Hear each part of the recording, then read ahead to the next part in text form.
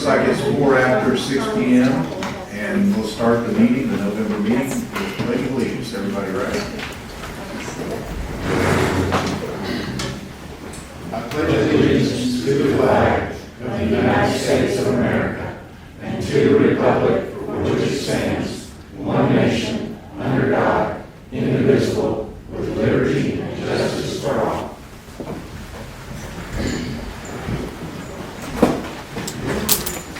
Okay, has everyone had a chance to review the previous minutes?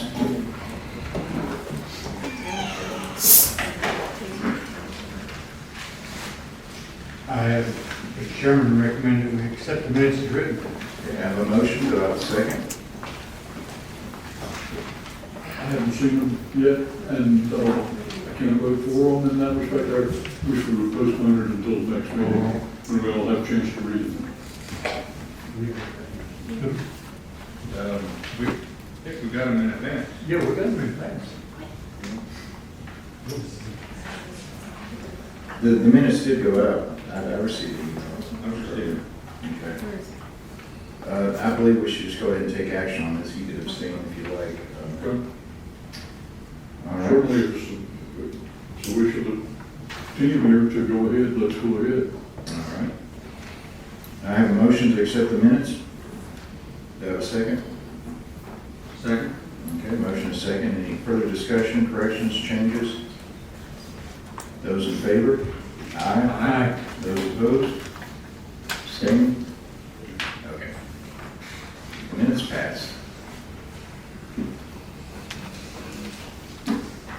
All right, moving on to the next point of order, item number 3, reports from the Board of Commissioners.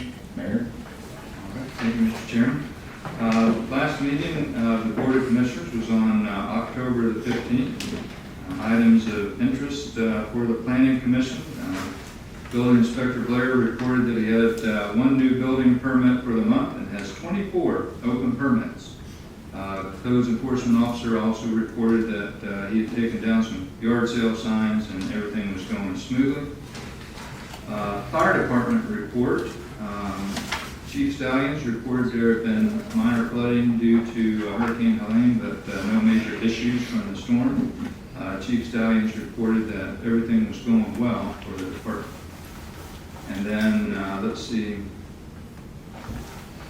other items of interest. Planning Commission. We did take action on ordinance number 34124-1P. That was ordinance amending the City of Townsend zoning map to rezone parcel 97071.00 of Blount County, Tennessee from B1 to tourist, B1 tourist business to B3 highway business district. And this was recommended by the Planning Commission, and it was passed. All right. I think those are the items of interest from our last commission meeting. I'll see if there's any questions, and then I have one more item to address. If that's okay. Any questions? Okay. I do have a birthday card to present to our city manager.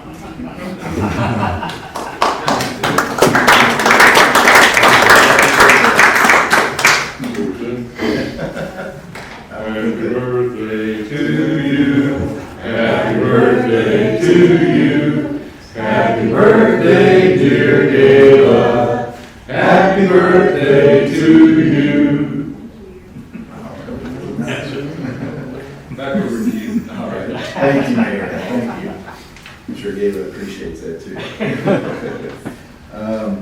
Okay, now's the time for public comments. Those who've signed up on the sheet outside will have 3 minutes for public comments. Gayla will call your name and you can come approach the microphone, just state your name and your 3 minutes will begin, please. Okay, Mary Jenkins. I don't know what to comment on because we don't know what you're going to say, so no. Sandy. My name is Sandra Hedrick. I live in Townsend. I just have a question, wondering if the Planning Commission has recommended and if City Council has already adopted the corridor management plan from the state of Tennessee. in years past? Is it on record that it has been adopted by us? Not to my knowledge. As long as I was mayor, we didn't have a portable management plan. Pat? No, not during your tenure either. Thank you. All right. And Tommy McAvoy? Not tonight, thanks. All right. Nothing on it? You have a question, Mark? Yes. The question, Don, if you would come on up to the microphone. so well, I'm not going to speak. Okay. Can we comment after these items come up? Because it will probably be covered. Well, we can either do comment before or after. And to me, public comment is the time for the public to come and give input on the agenda items. But They're I don't presented. know it. You're discussing it. So you will, I don't see. I don't have the information. I second that. For instance, B3, workshop update. Y'all going to discuss it, right? I might have a comment if I knew what it's about. Mr. Chairman, I did ask at our last meeting that we reevaluate our process for the planning commission for public comment, that we look at the county and other surrounding cities to see what they do in terms of public comment. And I'm hopeful that we can amend our process if we need to allow public comment at the more timely portions of our thing. We need to still be able to do our work, but we have heard on a number of occasions that it would be useful to have a different approach to our public comment. So I'm hopeful, and I think I asked about that at the last meeting, that we take a look at that. Yes, we can definitely have a look at that. In my opinion, personally, I think the agenda is published well in advance. All board members are open and available to the public, and so City Hall for questioning. And after action's already taken on agenda items, I don't see the real purpose of input. After the discussion's been made, action's been taken, and we've completed our job. It sounds like it's just be a feedback soundboard back and forth after it's already done. But we can look at that and see if we can change it. So. I think what they're asking is, after you've made your discussions, before you vote on it, if we could have public comment, because some of the comments that maybe may affect the way that you vote.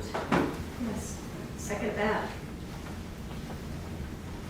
We'll take it under consideration. I'd really like if the community were engaged, informed, and could communicate prior, because these meetings and the way that we discuss things, it's not really made to be an open forum, ruled by committee, back and forth discussion amongst the audience and the board members. I really encourage folks to become informed on the issues and engage your council members and your commissioners and let them know and ask them what's going on beforehand.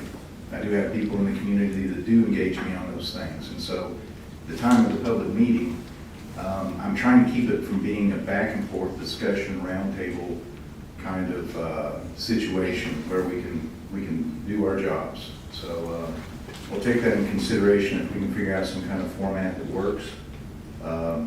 Comment before, comment after. I personally don't think comment during is a good approach, but we will discuss that and look at it. To add to that, just you're saying we should know from the agenda. We have to do a lot of research. I mean, this says absolutely nothing.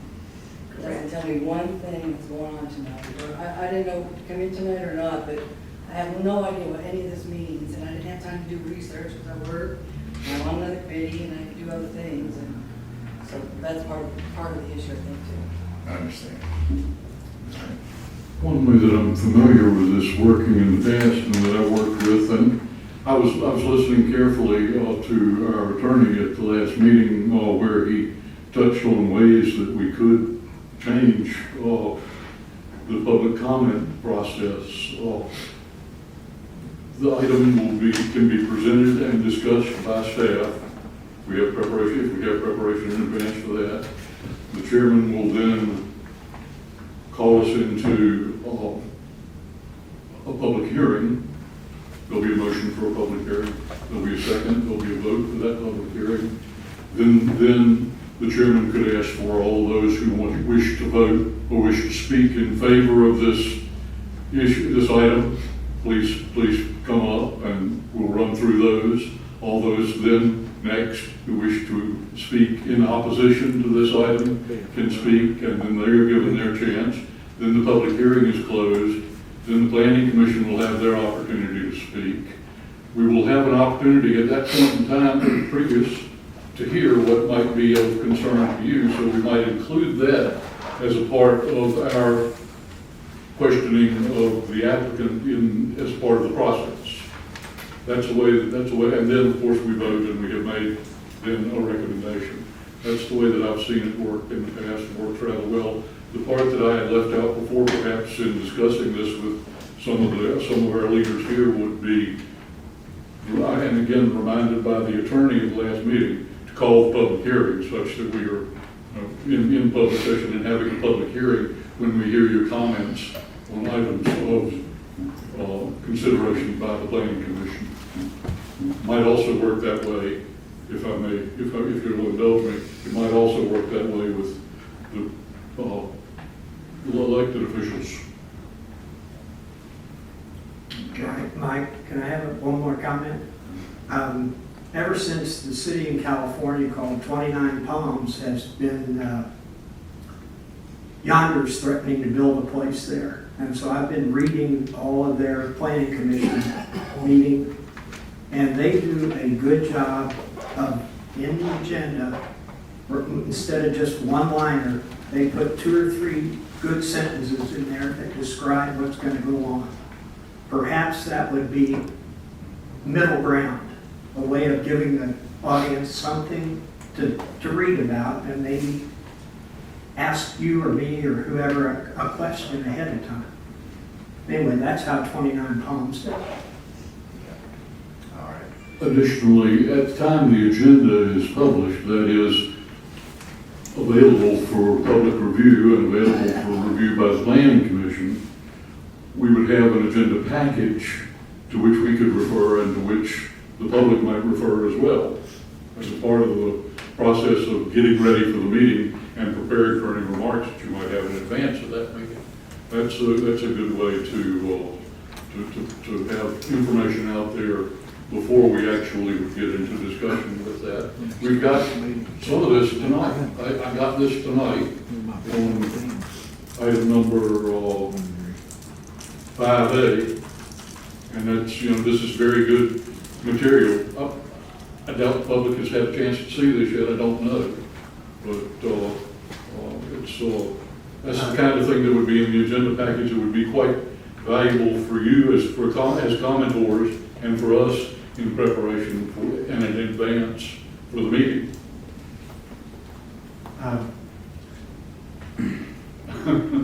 There are limitations on what our planner can do. Exactly. I understand. Exactly. And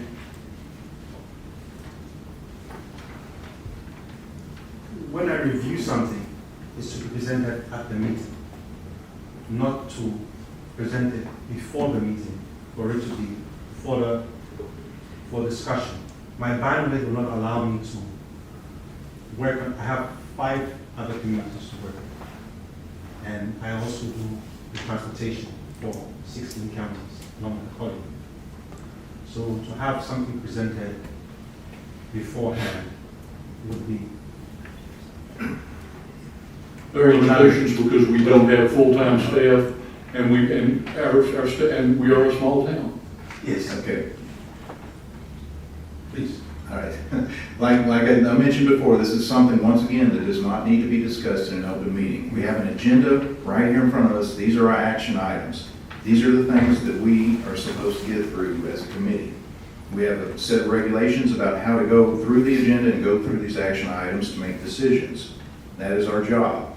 We are supposed to be knowledgeable up here on this board in order to make decisions. We're supposed to be knowledgeable in what our role is and know what the regulations are, so that when we have these discussions, we can apply the regulations, we can come to a decision, because in a lot of these instances, time is of the essence when people want to get things done.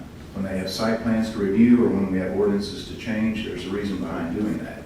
So I'm not for slowing down the process of how we get our job done up here at all. However, I do like to have public comment and input. But typically, in the range of what we do up here is checking it through the regulations. There's not a lot of arbitrary or capricious or opinionated decisions we get to make.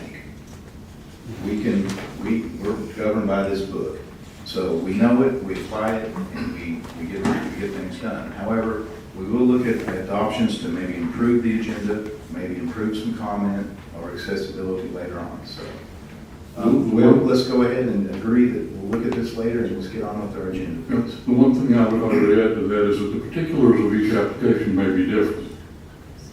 The zoning ordinance doesn't change until we recommend a change and the town commission makes the change, but the particulars of each application may be different and may require a different decision. You are right. Each one is different. Okay.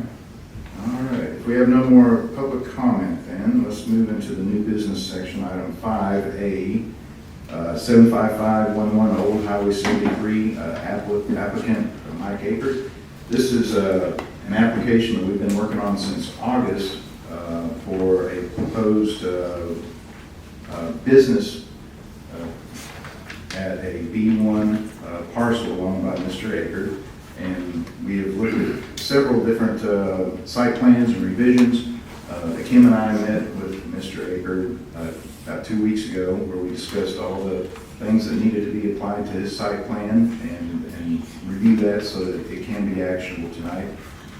Kim, have we received revisions and additions? Well, this is what we received after that meeting. Okay. This is, and there are copies over there, you have some on the table. And then I had mentioned to him that we were going to meet, myself, you and myself, and Doug, meant to go over as a staff review process. This is what we have come up with in terms of findings, recommendations. Okay. For the application as it stands from this document. From this document right here. So, if you would, let's just start through the planning staff review that was conducted, and let's look at each item to make sure that it's been addressed on the site plan.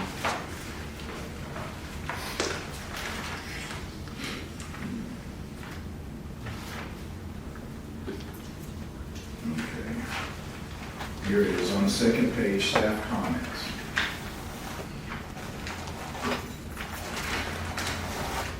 Number one, provide certified engineer's report which certifies that plan meets flood-proof requirements for Title 44 CFR 60.3, something above and beyond sediment control and floodwater passage. Did we get an engineer's report that describes the waterproof measures that will be? No, these are things that we are now communicating to him, that he has to provide, given this. We communicated these to him 2 weeks ago, correct? This is the same list? No, this is the list that we met on, but this was developed after we met him. Oh, I got you. Yes. So this is a review of his latest submission that he made to us, for which we met to go over, to present at this meeting. And we had 2 meetings. We had one, you, me, and Mr. Aker. Yes. And then subsequently, after receiving the revised one, with Doug. Exactly. All right. Mike, Mhm. I'd like to talk about that item. As a professional engineer, I'm required to take continuous education classes. And one of them I took last year was on FEMA flood planning. And it clearly says that any building that's intended to be inhabited, whether it's business or residential, has to be 1 foot or more above the floodplain, period. If it's intended to be used for storage, it can be located below the floodplain, and it has to have what's called wet flood proofing. Now, this building, depending on whether it's a business / home, or whether it's a shed, for lack of a storage building, affects what it has to meet for flood. And I haven't read that engineer's report, but he mentions flood, on the drawing, it mentions wet flood proofing, which is only applies if it's a non-inhabited building, according to the EPA and according to the Tennessee floodplain management. So there's my input. That's my understanding as well, Pat. And in regards to this, it's for a commercial metal building for a business. So he does have the two options of either building above the flood grade or providing the proof of requirements of how it's going to be the wet flood through. But that can't be for a business. That can only be for a incidental building. Wet flood proofing can't be used for an inhabited building, according to FEMA and according to the Tennessee floodplain management. One of the comments in the inquiries is here that we're asking Mr. Edgar to provide an engineer's report which certifies which. I understand that. Yeah. So I guess the question is, do you have we received a certified engineer's report? No, we have not, Regarding because construction? we are now communicating this to Mr. Aiken. Okay. Yes. So Mr. Aiken called me to ask me what the findings are. Okay. And I told him that I didn't want to quote him over the phone what they are. Okay. That he would, at minimum, at this meeting, get a written I understand response to that. this. Yeah. Yeah, I was a little bit confused there. Sure.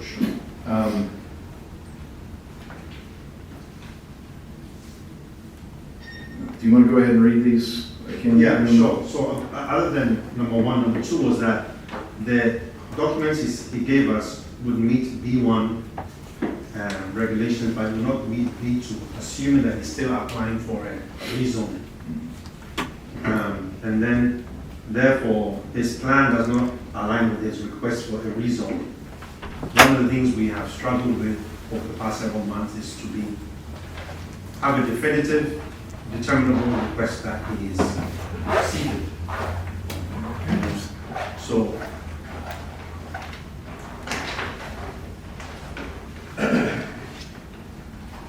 I should go on? You have the floor right now. Okay, all right. So then, in the zoning ordinance under 8306, there's no commercial building closer than 50 feet. And for that, he meets that. The septic permit is satisfactory, though it's illegible, so the actual permit needs to be provided so we can examine the actual permit. Because we have a graphical representation of that permit on the document. And then the lighting fixture package should have a spec sheet, which it does not have, which will then allow us to know what the light dispersal in terms of an isometric foot candle conversion chart. And we also, he mentioned that he doesn't want signage, but we have signage on the document. So the question is he now indicating that he's going to be having signage or not? So those are sort of the disjoint between the communication about what he wants definitively for the site. The drainage plans accompanying memo has been provided, and the drainage specs are acceptable, so that he meets. FEMA residential requirements for non-residential lowest floor, which was just mentioned right now. So we need a registered professional to develop and review the structural specs in accordance with these particular statutes. And we cannot approve a septic tank system without installation and use of a principal bathroom. And we do not have any indication of there being a bathroom, and we also have verbal mention that there will not be a bathroom. So whilst he's building the building, he may use it as an office temporarily. And then also, we wanted to know if we need to have the neighbors, because we've never had any of the neighbors come in to make any comments about it. And for everything that he has said that is not applicable, we need an explanation why he has deemed it non-applicable. And then lastly, I think another thing that I neglected to put on here is that he has some co-owners to the property. So we don't know what the co-owners of the property are, whether they're in accordance with what is planned or not. You know. So those are the things that, this is a lesson on what we reviewed and what we came up with, given what he has submitted to us. Okay, and you have a list as well? Yes, I was presenting this list when I walked into the room tonight after requesting it multiple times after our meeting via email and a telephone call. I think it's absurd to bomb me with this the night of the meeting, because I can't do any of it prior to the meeting now because it wasn't provided to me. But I would like to address several of the things that have been listed here. Mutually, the group of us agreed that the 9 garage doors would provide flood-proof requirements for it to be on the ground for the storage building. We cannot approve Okay, regulations. so we need can't to approve- decide right now, tonight, you all need to tell me to what nth degree you want proof. If I'm going to have to hire an engineering firm to study the site and study the building and prove, that's way different than getting a set of plans from the building company that says it will withstand flood. And if I'm going to have to invest in that major study, a lawsuit is much less expensive for me. So I mean, that's up to you all, but I need to know tonight what I'm going to have to do. I asked the day of the meeting, you all told me that your building inspector would be responsible for that. And then I followed up with the request, are we going to have to go through all the hoops to prove it? Or can we look at the building plan and say, yes, that will survive, it is waterproof, and it relieves all of the pressure of the flood, just by looking at it. Any layman should be able to determine that. But I need to know what level of hoops we need to jump through, because I'm going to take the least expensive path after this many months of being involved in this. So to answer that question, the building will have to be built 1 foot above the flood plain, or you'll have to prove that it is Right, both of which are FEMA approved for flood proofness. well over $100,000. Both of those are well over $100,000. And it's absurd. But These are requirements set forth by FEMA that we have to follow as a city to assure that their regulations are being met. in the flood so zone. let's start off with what I need to say. There are 3 things which is part of an endless loop that I can't go before the Board of Zoning Appeals until you all deny it, and you won't hear it. So the first of those is I would like permission to stay in my motorhome on my lot, no building. That's not permitted.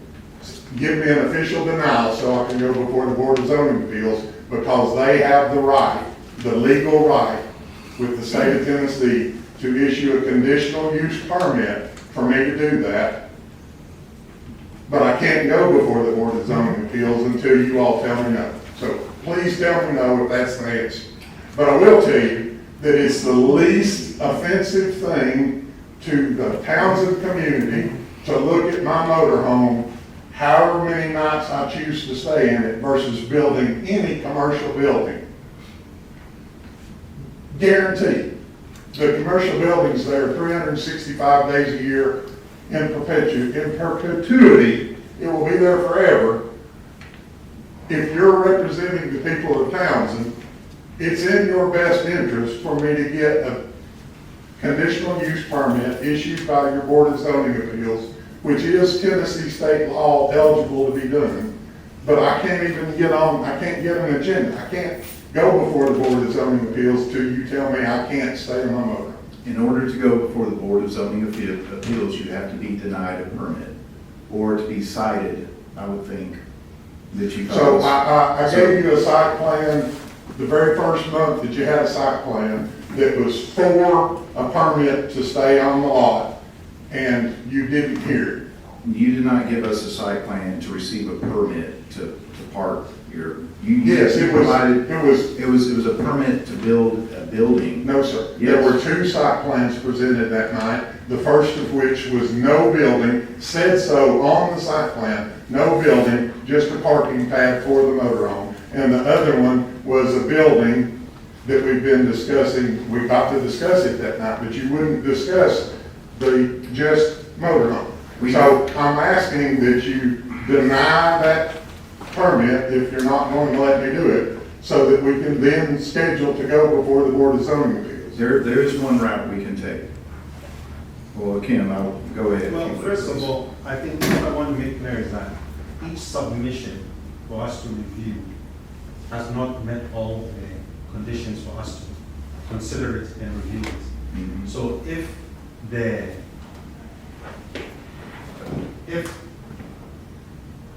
If this is your final plat, or final site plan submission, and if you are not going to do any revisions to this, or do any of the corrections which we've met with you and we've outlined that need to be done and made for this to be acceptable, if you're not going to do that, and this is the only one we're going to get, then no, this won't pass. This won't do. So, And that's not what's happening, sir. what's, I've already submitted a separate plan to that building one that you're looking at there, that is for no building, for me to just be able to park my motorhome on a gravel pad. If you'll recall, there was more than one page that you all had the first night, and that one was just, let me park my motorhome on the lot. I mean, you already have the submission, you just haven't heard it. Hear it. Tell me no on it. we received site plans for building. You were going to do construction and building. No, sir. So now you're saying that you gave us a site plan that was just a parking lot for your They were RV? stapled together when I handed them to the mayor, and the mayor told me that, Well, regardless, we cannot permit you to park your RV and live in it on a vacant lot. I didn't want to live in it, sir. Living in it is setting up your residence. Okay, so you either have to have a residence where you can park the vehicle outside and not stay in it, or you can build a building to put. So please deny that permit so that I can go before the Board of Zoning Appeals, who has the authority to allow me to stay in the lot, on the lot in my motorhome. We don't, If he's. Yeah. Yeah, go let ahead. me go. Yeah.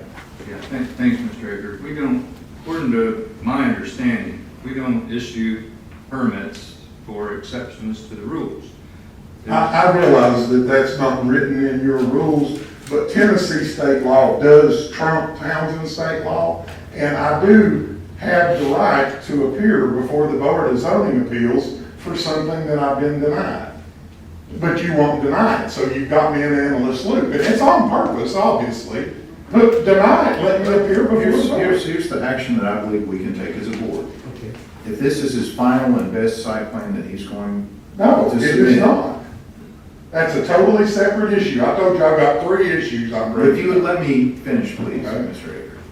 If this is the best and final site plan, and you are asking us to take action on this site plan tonight, as it is written, we can take action on it. Okay, why won't you do the one that I've submitted 2 months ago? Because it was also incomplete, and working with you. No, it was 100% complete.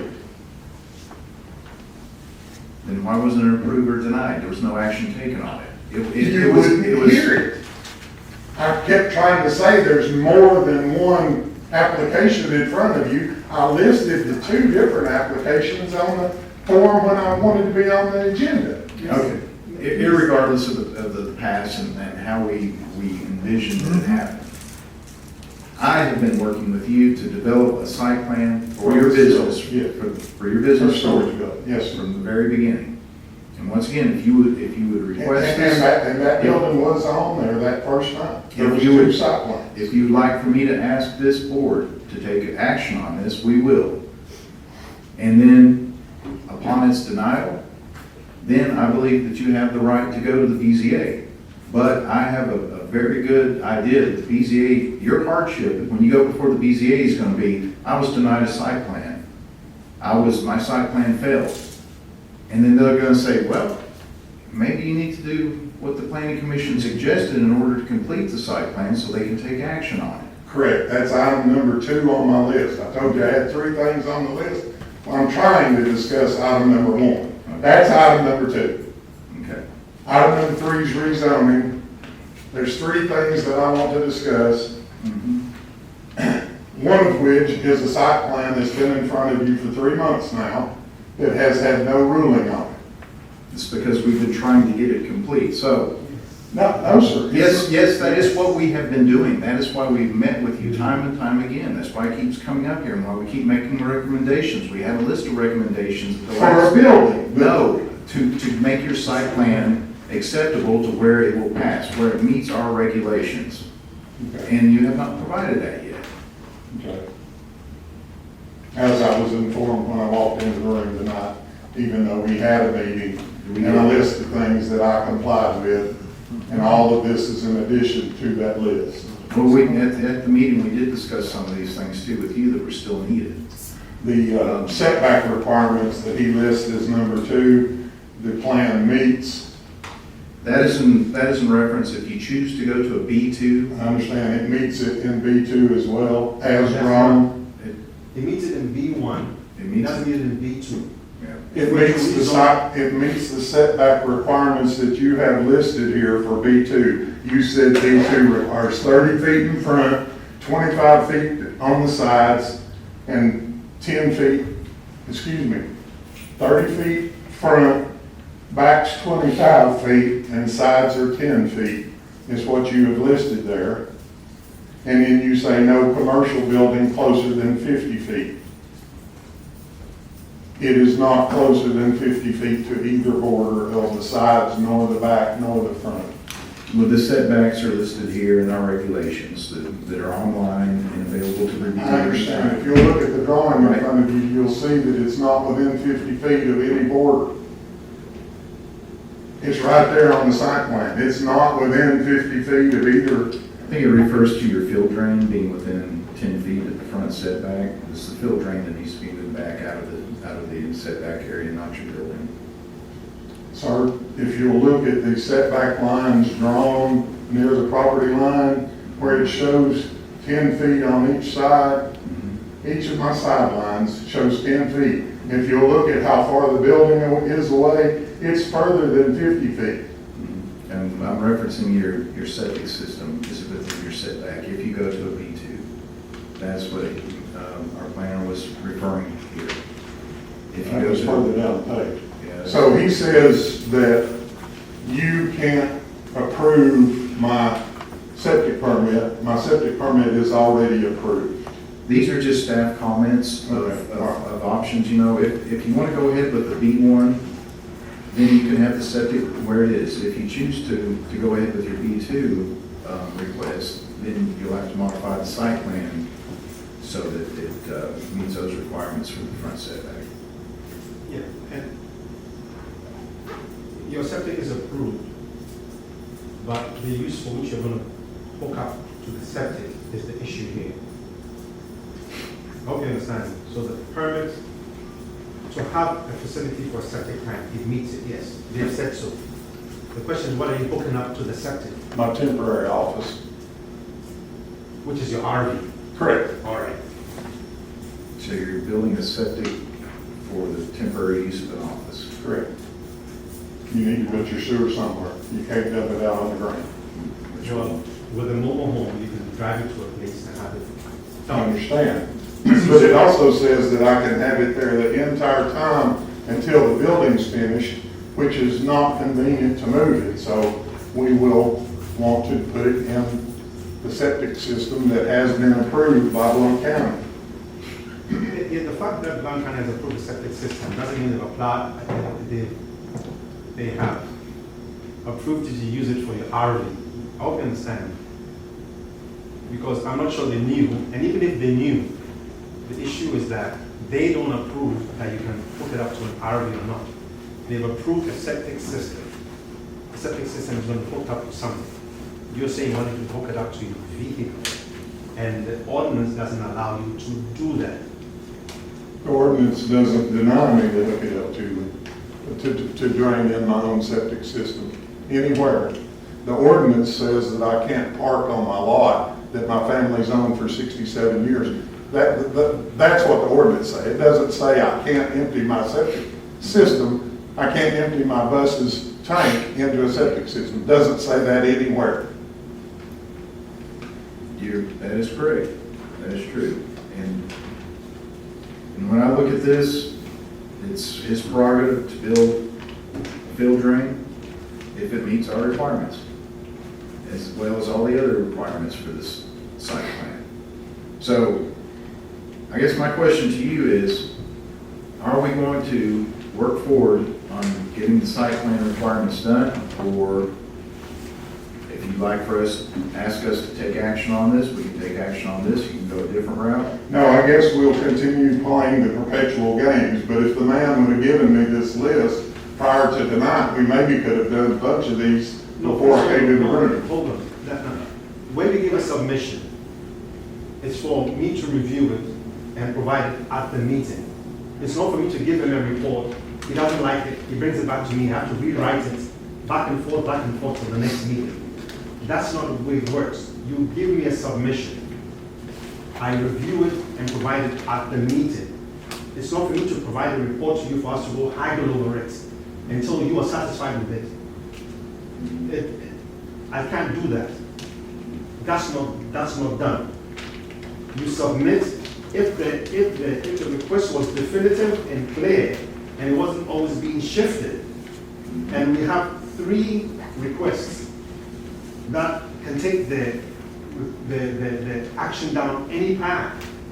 That's part of the problem. And then we don't have complete drawings, complete plans to decide on, because there always something on it is deficient or not. And so how can we make a decision on a deficient plan if it's not up to, it doesn't meet the test of us having to decide upon it? You see, and we just keep going back and forth, month after month, month after month. And it's not like we didn't discuss this with him. You see, we discussed it with him. We did, and I did everything that we discussed that day. And I asked if there's anything else that you need from me, please let me know, so that in a timely manner, I can prepare for this meeting, so that we can stop this perpetual game. We had a meeting with him. He provided us with this. That's inaccurate. I provided you with the email that you requested, sir. I do not. Did you not request an email? Well, let's not get into back and forth. I know one point that we discussed at the meeting, and that was the septic certification, that it was not stamped on the plat, and we did not have a copy submitted with the site plan. We still don't have that. Actually, it's right there in front of you, sir. He just says he can't read it. I can't read it either. Yeah, so how, if we can't read it, how do we But decide? I also submitted it via email and asked if that was sufficient. And that you could blow it up just as big as you wanted to when it was submitted via email. And I specifically asked if that was sufficient, because I wanted it to be resolved. Remember, everything is supposed to be submitted on paper, right? Yeah. Hard copy. Hard It copy was not. on paper 10 days prior. There you go.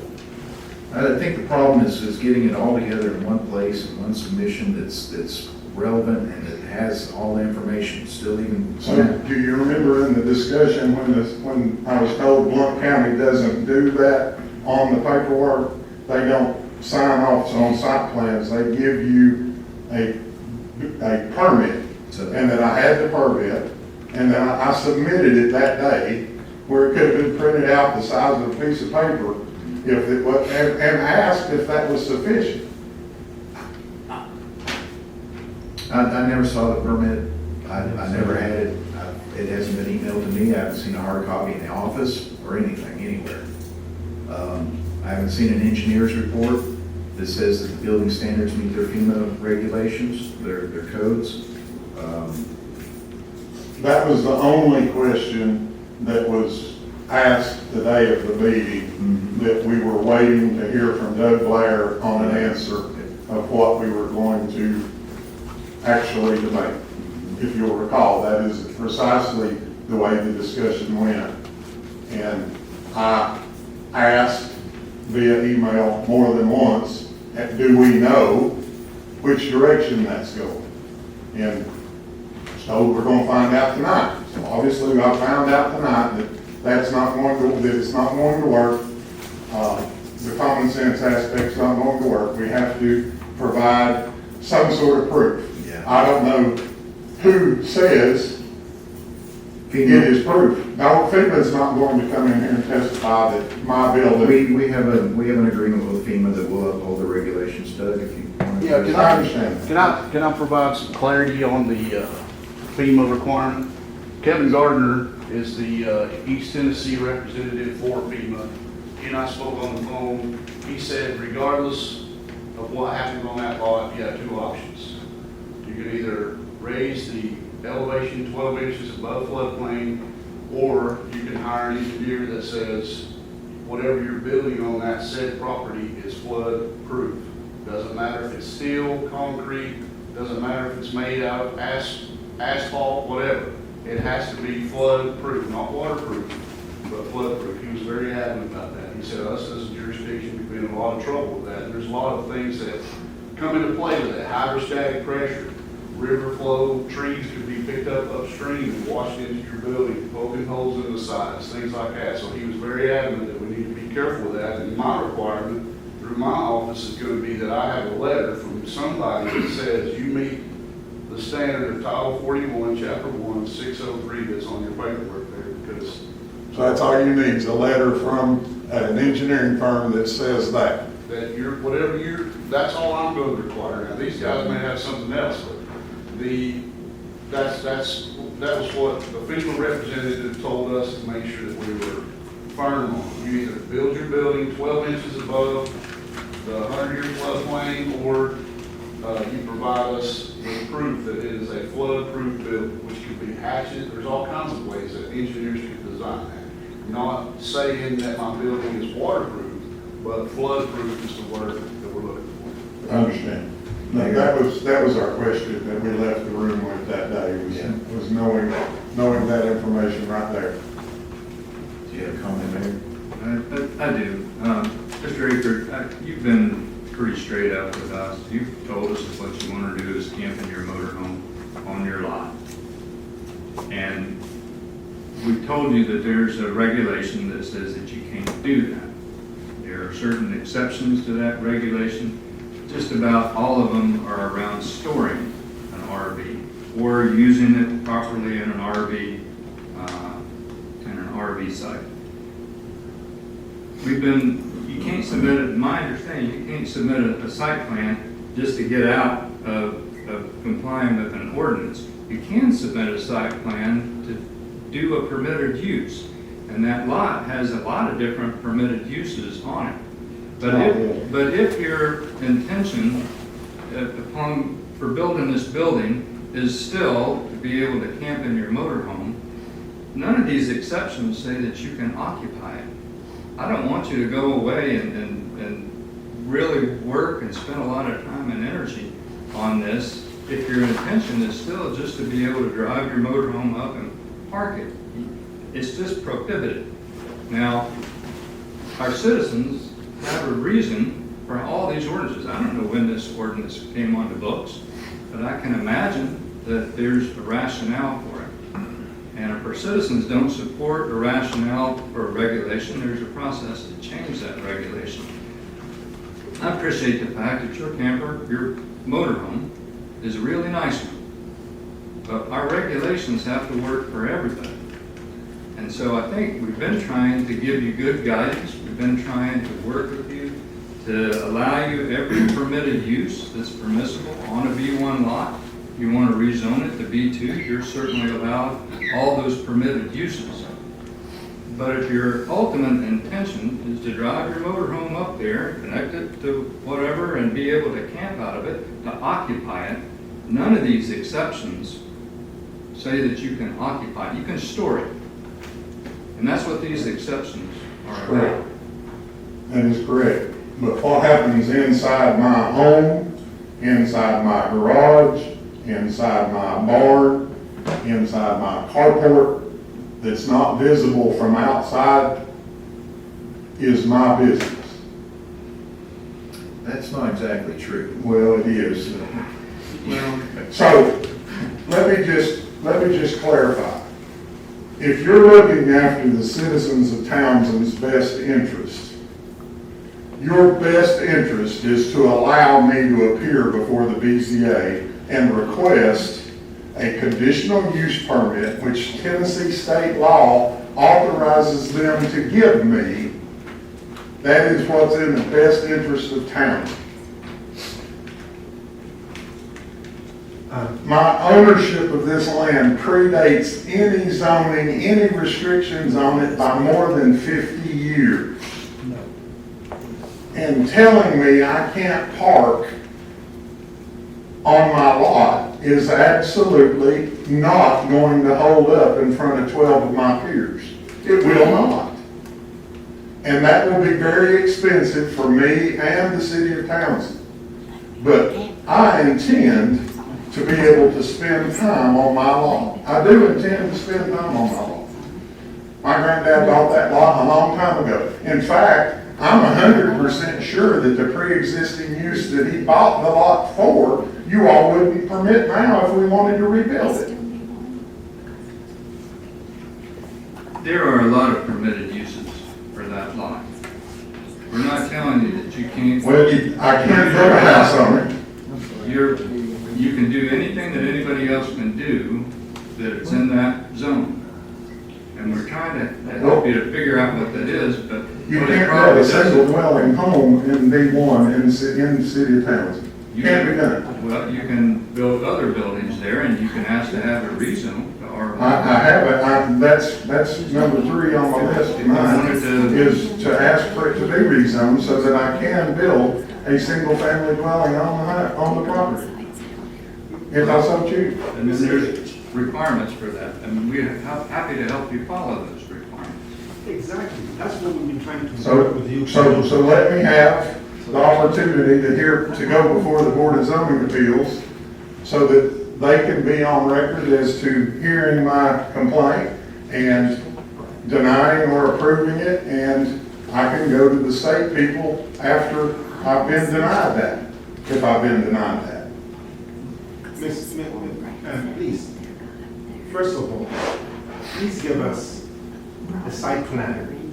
I have, So sorry. Please give us a site plan that we can consider. The site plans you've been giving us have been shifted in terms of what content should be on it. That makes it acceptable for us to decide upon it. You're not giving us the means to do that. So if you could just do that, and we then decide to deny it, then you can go before the Board of Zoning Appeals. And that doesn't guarantee that they'll give you what you're looking for in the first place. Secondly, if you're to build a structure in it, you know that your challenge is that you have other co-owners of the property. So I how, have control of the property, I have no problem there. well, that's a verbal assurance you're giving us. Okay, We would want something more than just you running ahead of your relatives to put what you want to put on the property. So that's another, so all I'm asking you is that every due diligence you need to do, just please follow it. And then we can decide on it and we can move to the next step. So if there's any spinning going around, it's not because of what you want to stop you from doing, is that you need to give us what we need to do for the spinning to stop. So please give us everything that we've asked for on the site plan. Get us some assurances that your other co-owners are in line with what you are proposing. And then, when we decide something that's not to your liking, then you can go before the Board of Zoning. so you realize that tonight is the first time that any of us have ever heard about any concern over the co-owners. No, we had the concern about it when we met with you. Tonight's the first time it was brought to my attention that you maybe weren't the sole proprietor of that lot. I haven't researched that, and once that was relayed to me, I agree that the other owners should probably be on board, or we should have some evidence of that. If you will recall in our meeting, when he was asking me, do I have definite plans to build the single-family residence on the property, I said that will be up to my co-owners putting forth their part of the money, because whatever I build on the property becomes part theirs when I do that. Yeah, So, I recall you said that. okay. That's when it came up. That's when we. But there was no voicing, no, hey, you need to, I could get them here to say, they were at my birthday party last night, so, they could easily testify that their, ownership isn't going to get in the way. But here we are, another month. No, and we had, the meeting should have put us on the right page to be able for you to make a decision tonight, but it didn't work out that way, and that's a real shame, because I did all of the reaching out that a person could possibly do, asking, please, is there anything more? Is there anything more? I need to know, and I got told, we can't discuss that on the phone, you'll know at the meeting. And it's just messed up. It's messed up. Mr. Aker, please. Everything that we've asked you to put on the drawing, on more than one attempt, have not been put on the drawings. So some of the things that we even discussed with you in the meeting are still not on the drawing. And as I mentioned to you on the call when you called me, I said I do not want to rely on my cursory memory to tell you what you'll be running along with definitively. So I told you that if you could just please exercise patience, that what you have submitted, we will review it and will provide a report latest at the meeting. If I could do it before, even if I did it before, it doesn't mean that you can come back and say, now, I need for you to change it.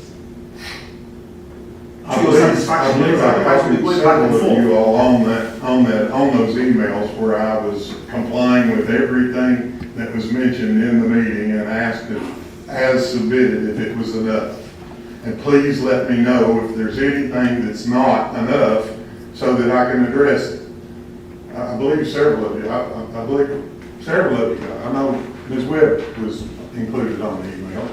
And I know that you've heard me ask several times to get multiple things on the agenda, and I was thinking when she said it, if you're on the agenda, you can cover all of them while you're there. But I haven't been allowed to put number one before you. Now, number two is before you, and I don't want, if I've got to jump through some more hoops, I don't want a decision on it, but I do want a decision on my site plan that I proposed, that I submitted properly in a timely manner, that showed gravel parking lot pad to park my motorhome on. It said no building, not that it was pre-prepared for where the building's going. It was just no building to park the motorhome in. That's what that site plan was all about way back months ago when I first submitted it. And it hasn't been heard. Well, I know for one, we cannot approve a site plan for you to park your mobile home on. So deny it, so that I can go before the Board of Zoning Appeals and help, and let Tennessee state law help me. If this one right here, we can deny this one. I don't want that one denied, I want to pursue that. So you want the other one denied? Correct. The first one that I submitted. I've never encountered anything quite like this before. Okay.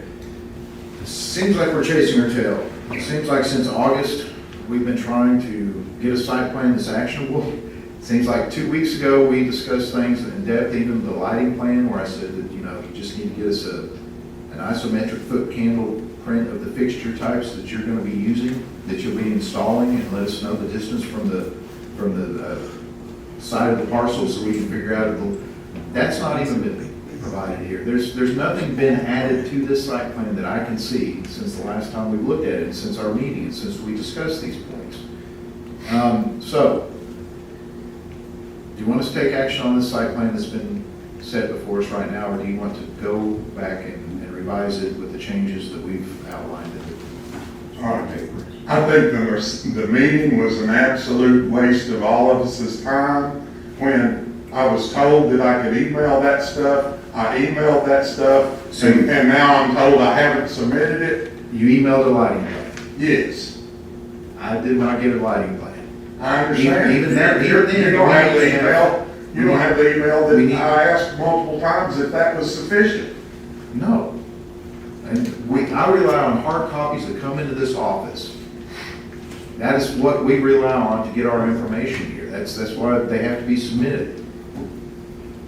I understand. There has not been a lighting plan submitted to this office. I have not seen the environmental septic letter from the county in this office. It's actually on the print. Well, I can't read. I understand. So it's ineffective. The email was not illegible. So instead of going around in circles here, let's decide, are we going to revise this site plan with Yes. these corrections? Or do you want to come back next month with your original site plan and resubmit that one for action? The first month, there were 2 proposals applied for that you treated as one, but it was 2. One of which I want a decision on, and the other one is this ongoing abortion that keeps growing in scope every month that I'm here. Well, irregardless, both of those first 2 site plans that you submitted were incomplete, and we I want the can first one we can tonight. take action on it. I want the first one tonight. All we can do right now is to take a no action vote because we don't have what we need to make a decision. So please, let's work with you to get that done. Please, Mr. Aker, let's just work to get that done. It was, I paid good money to have that submitted to you. I applied for that to be submitted to you, and it was submitted to you. I actually handed it to your mayor myself. I know it was submitted. He told me it was submitted, and I told him there are 2 applications right here stapled together at the time I handed it to him. I'm not trying to throw the mayor under the bus. I'm trying to say that I have submitted a request for this to be either approved or denied. And it doesn't have anything to do with the ongoing process of the building. Nothing at all to do with the building. A totally separate application that was filed that way as well. I guess the first submission was so convoluted, I didn't even really understand. I thought it was one site plan. I'm sorry. It was not on the agenda as 2 proposed site plans that you were wanting to be approved at the same time for the same So- parcel, because that doesn't really make a lot of sense. I wanted to be on the agenda for 3 different things tonight, but I'm here as Mike Akert one time. If I had been on the agenda for 3 different things tonight, it would have been a whole lot easier. Because somebody would have said, there's no site plan, and I could have gone out to the truck and grabbed it, because I still have a copy of what I turned in that night. And it says no building on it. It shows the gravel pad and says no building. And it wasn't missing anything. But the other, the building one is evidently still missing everything it needs, but that was item number 2. And I'm still wanting item number 2 to be discussed. And then I still want to discuss item number 3, which is the request that the piece of property be rezoned to B2, because B2 is what the entire street matches by the description that you have online in your zoning regs. It's not just my property, the entire area is actually B2, but it's never got designated that way, but it needs to be. Okay. I understand what you're saying. All right. You got me up to speed on 2 different site plans initially being submitted. We don't have that site plan in front of us right now. We have this site plan right here that's been presented for us to take action on. So what did you do with it? Well, it's not on the agenda, it's not on the table right now for us to look at. We're looking at this site plan, the last one that you submitted, the one that we've been working on and revising over and over. So this is the one we're looking at right now. But City Hall knows that I did attempt to have it discussed tonight. I don't know that City Hall knows that. Yes, she does. So we gotta take action and move forward here. So, this site plan that you've asked us to look at tonight needs to be revised. Okay, I'm hearing you on that. All right. I would like to know if what you shared tonight is 100% of what it will take to get it passed.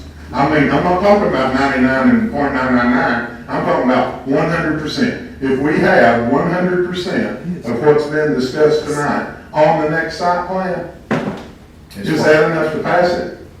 There is no guarantee that anything will get passed. It is a guarantee that it will be considered, not that it's guaranteed to get passed. Until we have it in front of us, we can't guarantee anything. I understand. So please just give us what we need to consider, and then we can give you a decision. Full stop.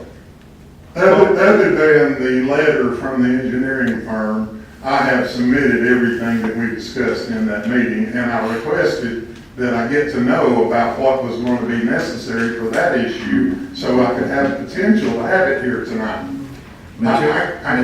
Materials, hard copies need to be submitted to this office. Your initial application, all the hard copies need to be in 10 days prior to the meeting. It was the day of the meeting, sir, 2 weeks ago. The day of the meeting. That's how eager I am to do it the right way. The day of the meeting, what? The day that you and I and your city planner and your codes enforcement person met, that day, the email was to you all, and is there anything else you need? Once again, a hard copy in the office. If you were coming in that day, you should have just brought the printed materials with you. I never saw an email or a copy of it ever, and I'm saying that it's what we need moving forward. That was then, this is now, and we're looking for tomorrow. We're moving forward on this. So we need to go ahead and get the rest of these items. We believe these are all the items that need to be addressed. We cannot guarantee you 100%. Can you guarantee me that you're not going to add anything As more? of right now, this is all that I can see that we need to have on the site plan. Does anyone else see anything that needs to be added to this list? So we're pretty darn confident. If you can get us this material, then it's actionable. I was not a part of the meeting and have not had a chance to read this in detail. Okay. I've skimmed it. I don't think there's anything else. So, as this site plan has been presented, and with these revisions that need to be made, if you'd like to force us to take action as it's presented tonight, we will. Okay. All right, so So just we'll follow this. move forward on this, and we'll go on to the next agenda item, which probably will be the rezoning, I think. I imagine so. So you're not hearing, you were not hearing my first agenda item of the original first page of the site plan that was building only. You're not, no building, I'm sorry. I'm confusing myself now. We got The this. first night you were here, Mr. Acker, I think, if I remember correctly, we talked about priorities and the order of events, and, that we mentioned Blount County has their order of events and the way things take place. And you mentioned, of course, that we do here in Townsend as well. We had a request some time ago, that was submittal number 1. We have something else before us tonight. We have to consider what we have on the agenda. We can't remember necessarily what was on the previous submittal without, when tonight we've prepared and looked at and gone over item number 2. And it's one lot.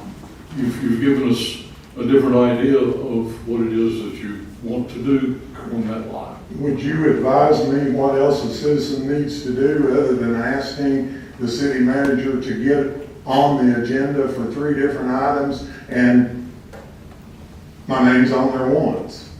How does a citizen go about asking to be on the agenda for the different items if applying for it doesn't get you there?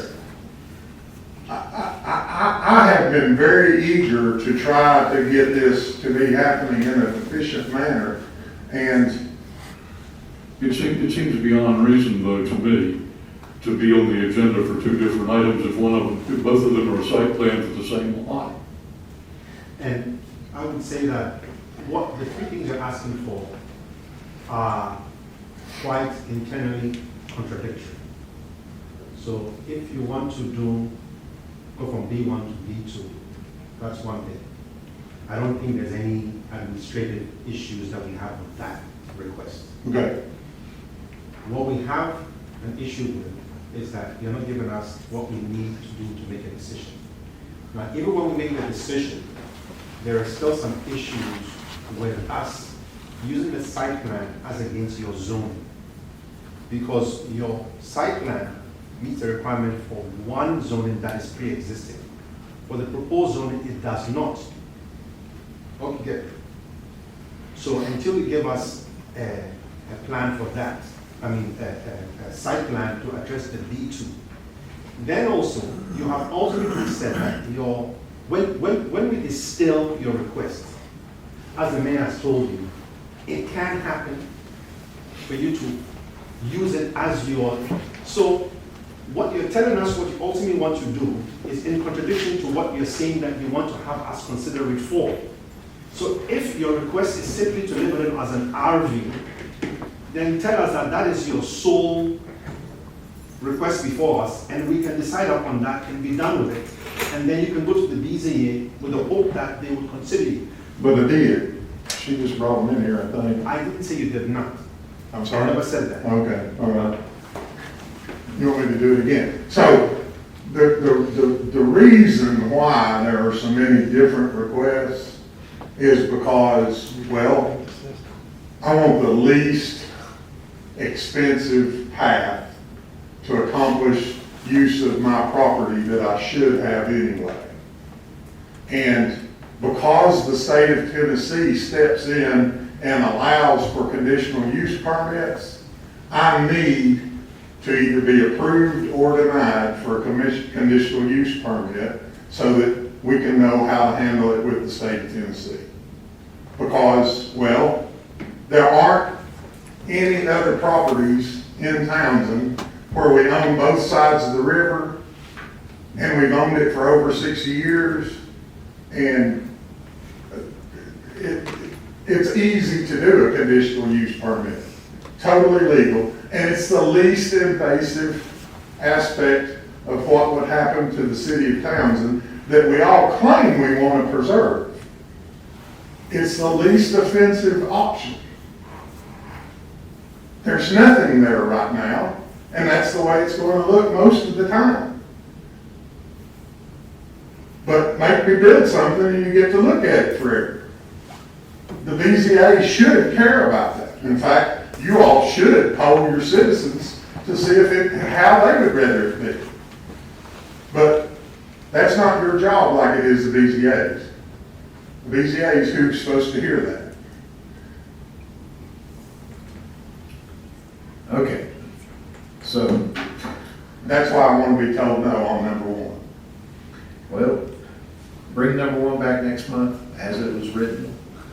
Has to be put on and we'll look at number one.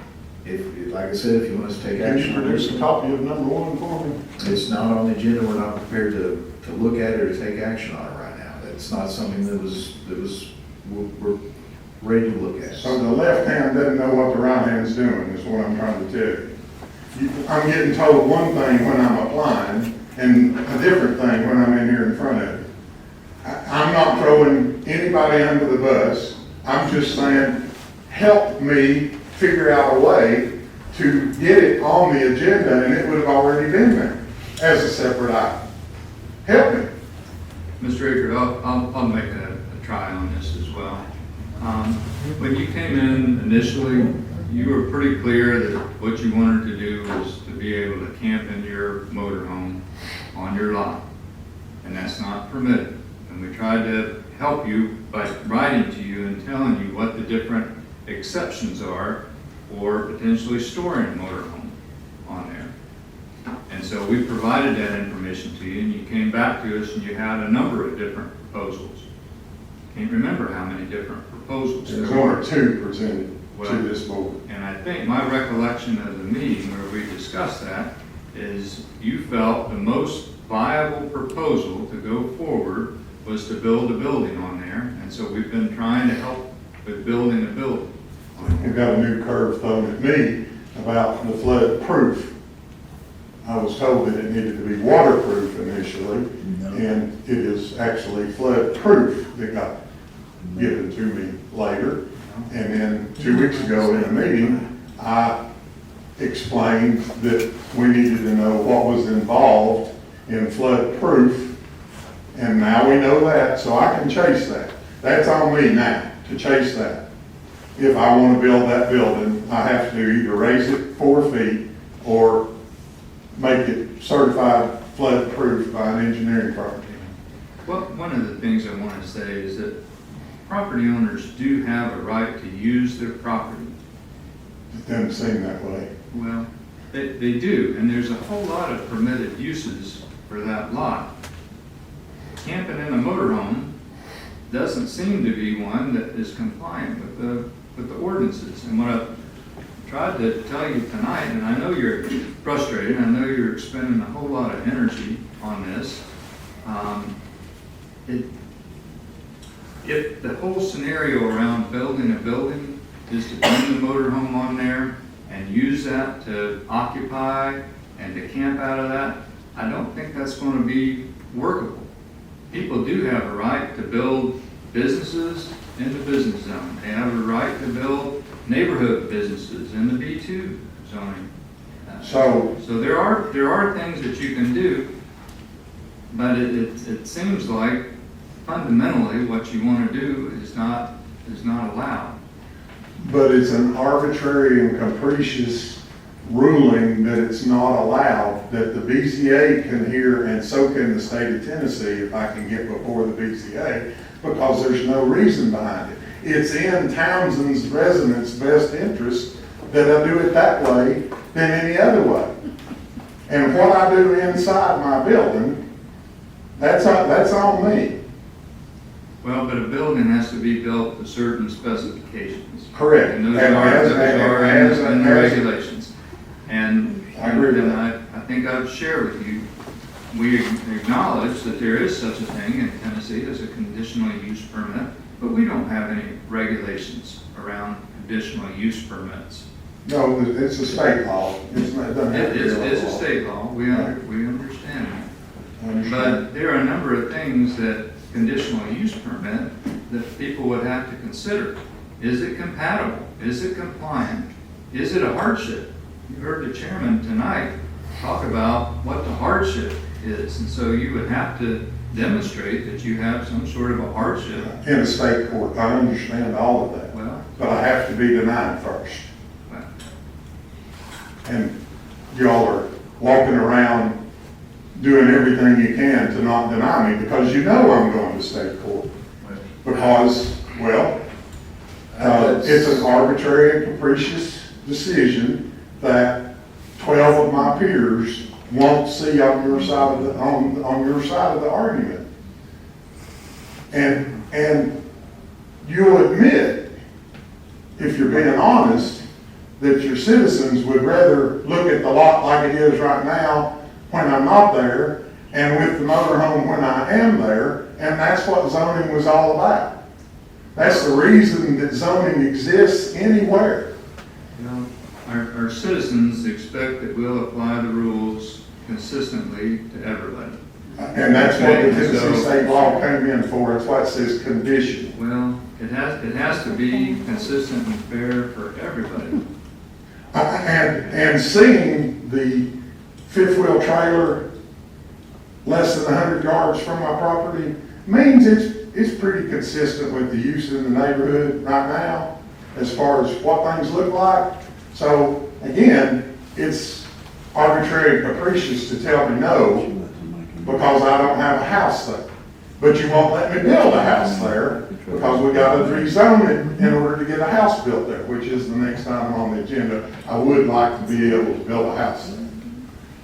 The request can be made to city council for the zoning change. Tuesday night. So I am recommending that we change the zone from B1 to B2 since it does match the description set forth in your zoning regulations, which I probably know now as well as most anybody in town, because I've spent several months studying it, and so have other people. I appreciate your time. I appreciate your attempt at the meeting. It's really sad that it didn't work out because you and I wasted both of our time being there, but I appreciate your attempt. All right, thank you, Mr.